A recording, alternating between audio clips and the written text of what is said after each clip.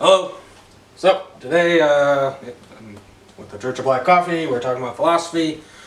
It's kind of the whole idea of this church, non-denominational Church of Philosophical Insight is my official tagline, copyright, trademark, all that bullshit. So today we are talking about the trolley problem. So this is a problem of ethics, and ethics is the study of what is right and what is wrong. I'm now going to draw things very poorly, so you're going to need to pay attention to what I'm saying so you understand what is happening. So, in the trolley problem, there is a bridge. On the bridge is a big guy. Okay, big guy on the bridge. Under the bridge are train tracks.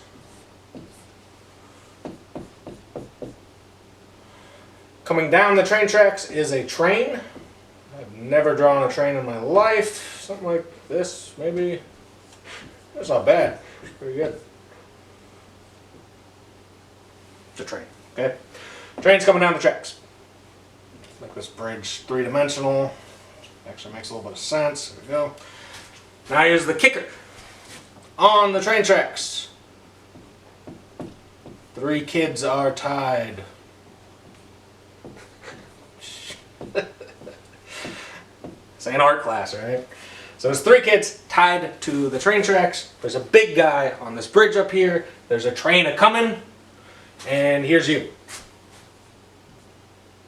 Walking along, enjoying your day. Here's what you know. You know you can push the big guy off the bridge. He will land in front of the children, and he is big enough that he will stop the train from running over the 3 children. You know that that is an option. You know you can also do nothing, and the train will kill those 3 kids. Those are the only 2 choices. And it's important to point this out because when you are considering philosophic scenarios, you don't get to invent alternate possibilities. So you do not get to throw yourself in front of the train. You cannot stop the train some other way. You can't call the police. There's no way for you to get down here and untie the children. You have 2 options and 2 options only. Your 2 options are to do nothing. The train's going to run over those 3 kids, or push the big guy in front of the train, which will stop the train, saving the 3 kids' life. So it's important to keep that in mind that you have this as knowledge. It will work. So what do you do?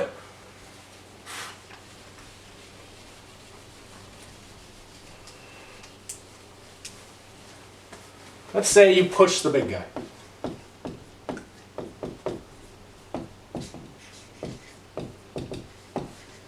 You save 3 lives. You kill 1 person.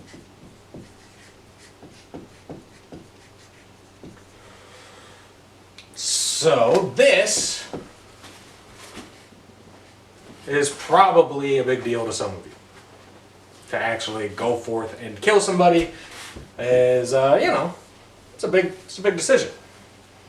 I'm not talking about what to have for dinner here. Now let's say you do nothing. You let 3 kids die. You don't kill the big guy.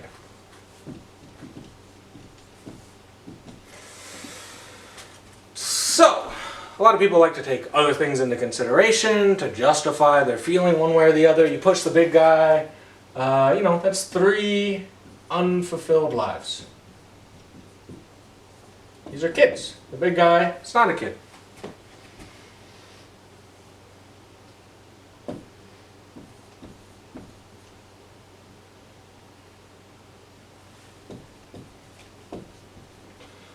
So you push the big guy, 3 unfulfilled lives are saved. So they get to grow up and maybe do amazing things. If you do nothing, 1 adult life is spared. He's had a life. He's older. Maybe that's something to take into consideration. There's lots of stuff you can think about here and try to consider. But ultimately, it generally comes down to this feeling of pushing the big guy is actively killing somebody, which is bad, whereas doing nothing is passively letting people die, which is not as bad. We passively let people die all the time. Any amount of time you spend not saving other people's lives is time spent letting them die. I am not currently feeding starving children. I'm letting those children die.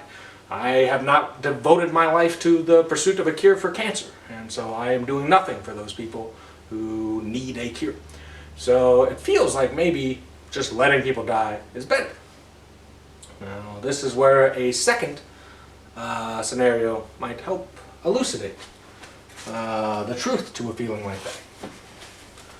So related, to an extent, to the trolley problem is this second scenario.